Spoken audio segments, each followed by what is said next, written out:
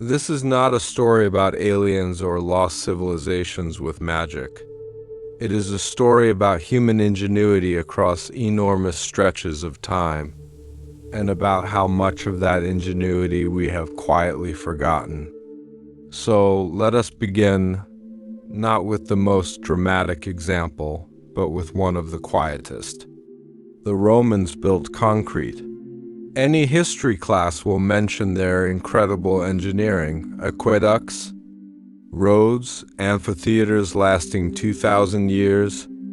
What is spent less time on is the specific nature of what they were mixing, and what it means that we cannot fully replicate it today. Modern concrete has a known weakness. It degrades, it cracks, especially when exposed to seawater, which slowly erodes the material from the inside. We patch it, reinforce it with steel rebar, and design around its limitations. Major concrete structures typically last between 50 and 100 years before needing serious repair. Roman concrete, in some cases, has lasted more than 2,000 years while submerged in the sea. Researchers studying ancient Roman harbor structures found something extraordinary.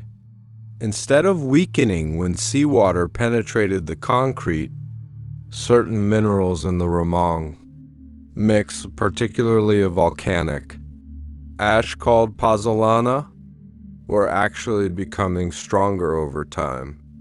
The seawater was reacting with the volcanic material in a way that reinforced the structure rather than breaking it down.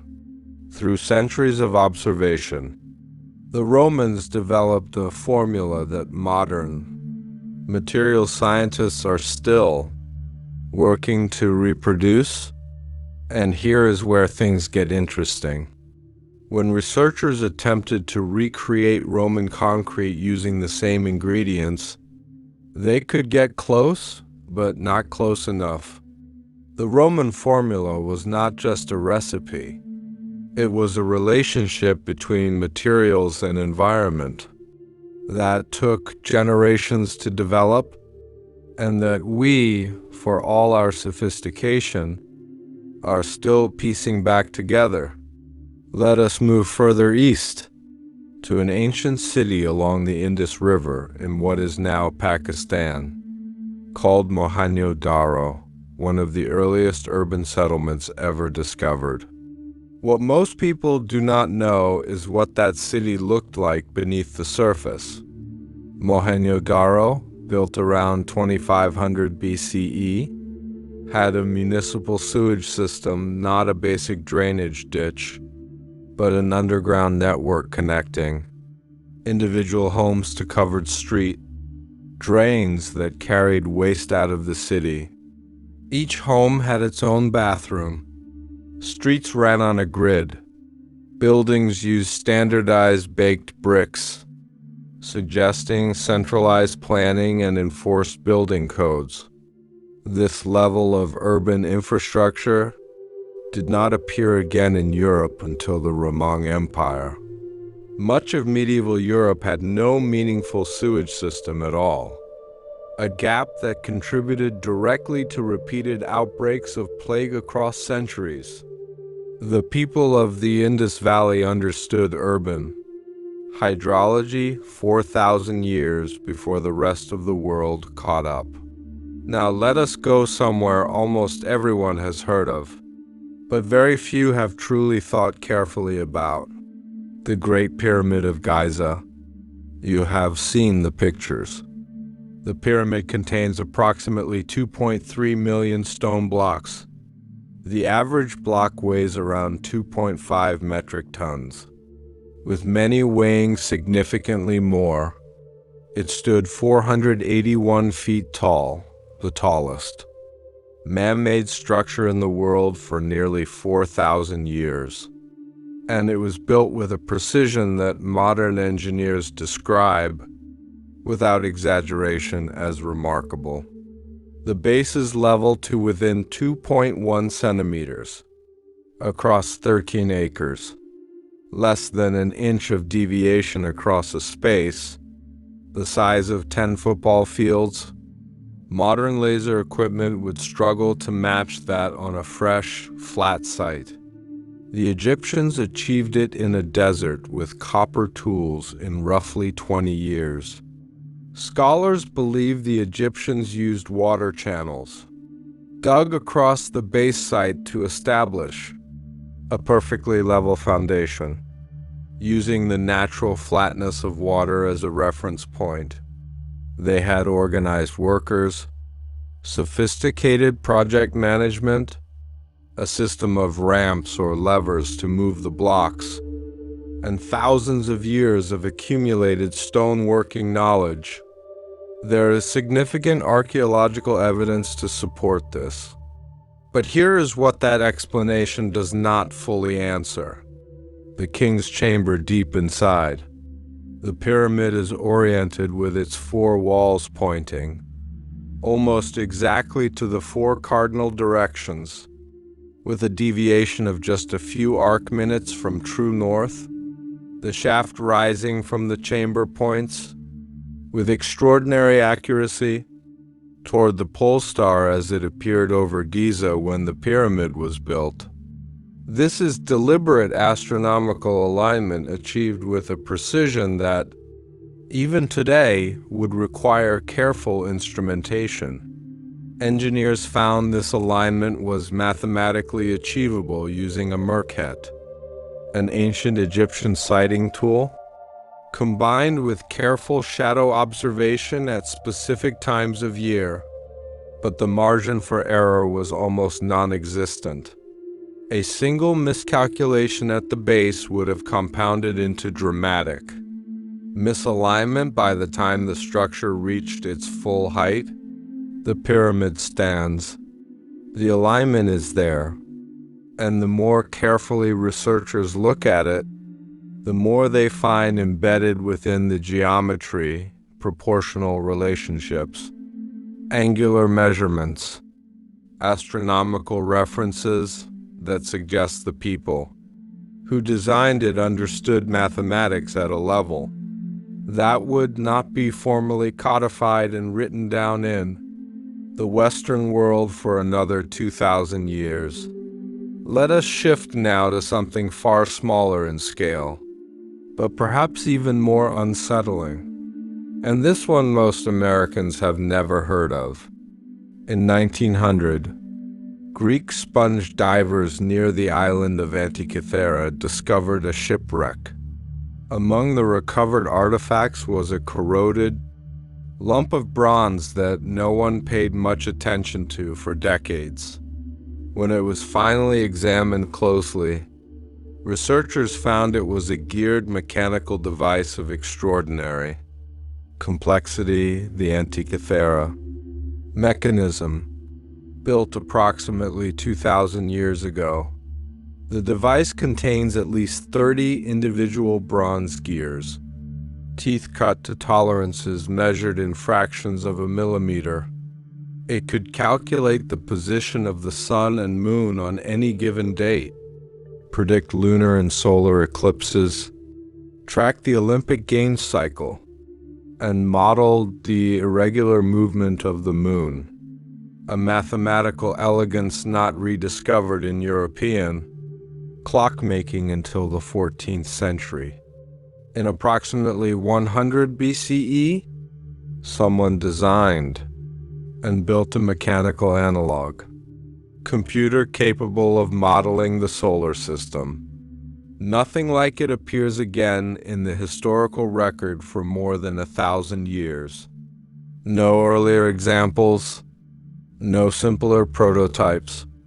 It appears to researchers who have spent decades studying it almost fully formed. Where did the knowledge go? Libraries burned. Workshops were destroyed. Knowledge that lived only in the hands of specific craftspeople disappeared. When those craftspeople died without passing it on, this is how knowledge has always worked across human history. It is fragile in ways we forget when we assume progress only moves forward. There is a substance known as Damascus steel that deserves your attention.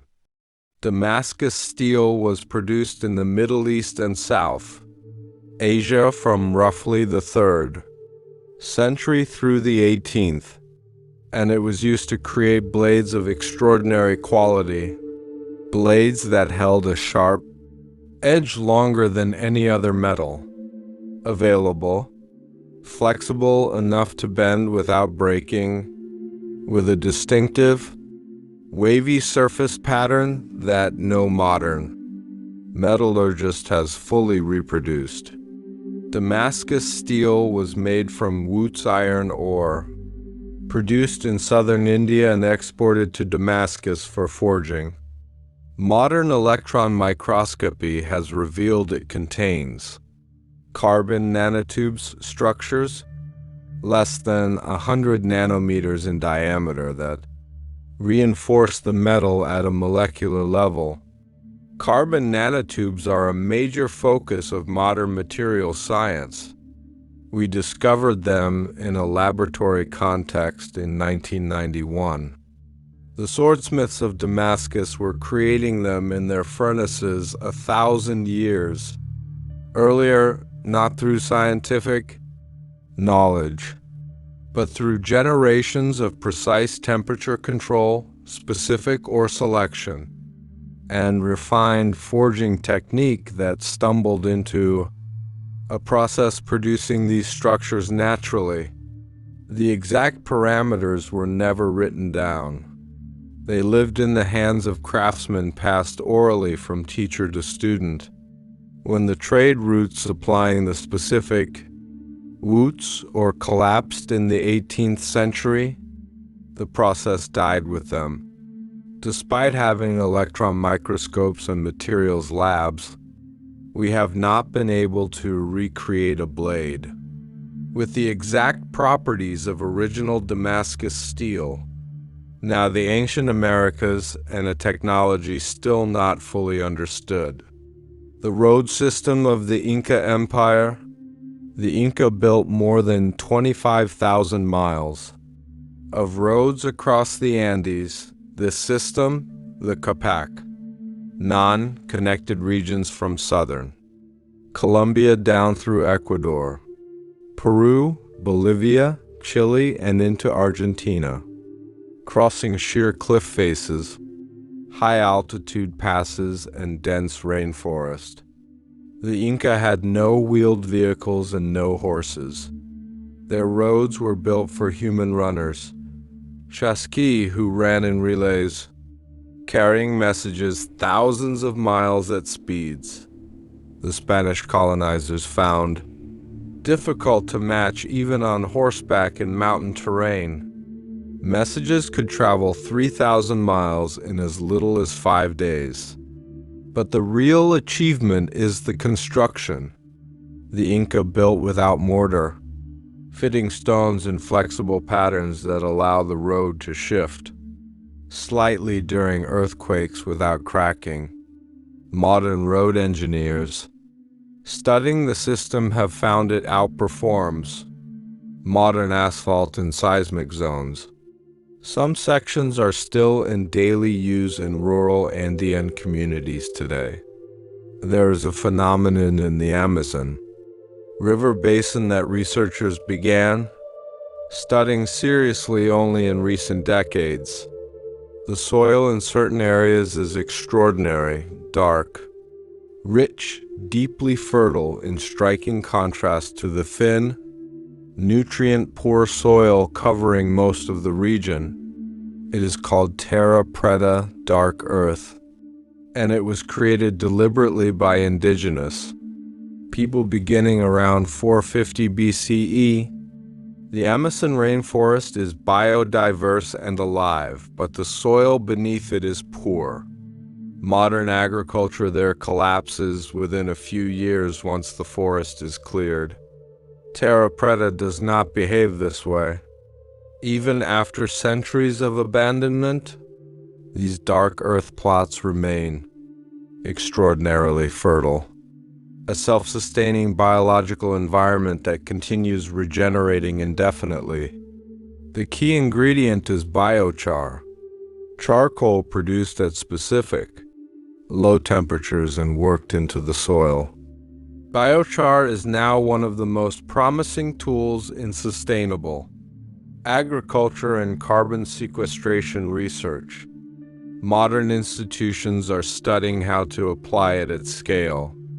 The ancient people of the Amazon were already doing it across millions of acres, engineering soil that outlasted their own civilization by more than 1,000 years.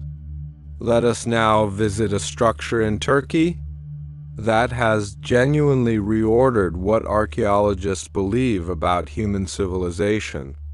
Göbekli Tepe was built approximately 11,600 years ago, 4,000 years before Stonehenge, 6,000 before the Great Pyramid. Archaeologists had long believed monumental construction required agriculture first, because only a settled, food-surplus society could organize such projects. Göbekli Tepe appears to predate agriculture in the region. Its builders were still hunter-gatherers, yet they quarried and erected stone pillars weighing up to 50 tons. Arranged in circular patterns with carved animal reliefs of genuine artistic sophistication. And at some point, the builders deliberately buried the entire site under rubble, as if preserving it. We do not know why. What it tells us is that the organizational capacity for large-scale construction, the social coordination, the planning, the shared cultural vision existed in human beings far earlier than we thought. How a pre-agricultural society fed and organized. That workforce is a question still being worked on. Because when we look closely, the assumption that complexity requires agriculture may itself be the thing that needs re-examining. Now let us consider the Polynesian peoples of the Pacific and how they crossed it. For centuries, European maritime tradition defined what navigation meant: maps, compasses, sextants, calculated latitude and longitude. This was considered the sophisticated way to cross open water. The Polynesians settled virtually every habitable island across 10 million square miles of Pacific Ocean, from Hawaii to Easter Island to New Zealand, centuries before European sailors could safely cross open water. They did this in double-hulled canoes, without compasses or written charts, using a system so sophisticated that modern researchers spent decades fully understanding it. Polynesian navigators read the stars, not just their positions, but their rising and setting points across the full year for hundreds of individual stars. They read ocean swells, which maintain consistent direction across thousands of miles and pass around islands in patterns. A trained navigator could feel through the hull while sleeping. They read cloud formations, bird flight paths, and water temperature with their bare hands. The Marshall Islands navigators developed stick charts, frameworks of curved sticks and shells, modeling how ocean swells behave around different islands. A tactile navigational instrument encoding knowledge of the ocean in 3 dimensions. Nothing quite like it exists anywhere else in human history. Modern revival voyages using only traditional methods have sailed thousands of miles and arrived at specific tiny islands with accuracy that surprised scientists tracking them by GPS. This brings us to a final technology, perhaps the most personal one, something that touched ordinary people, not just the grand projects of empires. In ancient India, the Sushruta Samhita, a Sanskrit medical text composed around 600 BCE, describes more than 300 surgical procedures and 120 instruments. It describes cataract removal, rhinoplasty using a skin flap from the forehead, and wound closure techniques whose principles still appear in modern surgery. But the most striking thing is not the procedures. It is the framework around them. Sushruta describes hand washing, antiseptic cleaning of wounds with wine, and the need for clean operating environments. He understood in practical terms that certain conditions cause infection and certain precautions prevent it, a working germ theory 25 centuries before. Pasteur and Lister formally described the same thing in the 1860s. How many patients lived because those principles were followed in ancient India? How many died in European hospitals 2,000 years later under surgeons who had no awareness of them? These are not comfortable questions, but they are honest ones. Perhaps the most humbling thing about studying the ancient world is not finding evidence of lost magic. It is the repeated discovery that human beings, given enough time, enough observation, enough motivation, arrive at sophisticated solutions to difficult problems. Not always through the same paths we would take, but arriving nonetheless. The picture most of us carry of ancient people is incomplete. It is a story measured with modern sticks. When you put those sticks down and simply look at what was built, grown, healed, and navigated, you start to see something different. A long, slow, brilliant conversation that human beings have been having with the world for tens of thousands of years. A conversation we are still part of.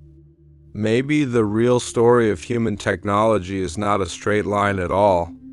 Maybe it is something more like water, finding paths we do not expect, pooling in places we are not looking, flowing in directions that surprise us every time we pay close enough attention. We may never fully know everything the ancient world understood. The libraries are gone. The oral traditions are fractured, but the stone still stands. The roads still hold. The soil still grows. And out there in the desert, if you put your hand against that wall, you can still feel the weight of what was known. Thank you for spending this time with Hidden Pages of History. If this documentary made you think about something differently, we would love to know what it was. Drop it in the comments. We read everyone. And if you have a friend who loves history, who asks questions that do not have easy answers, share this with them. These conversations are better when more people are part of them. We will see you in the next one.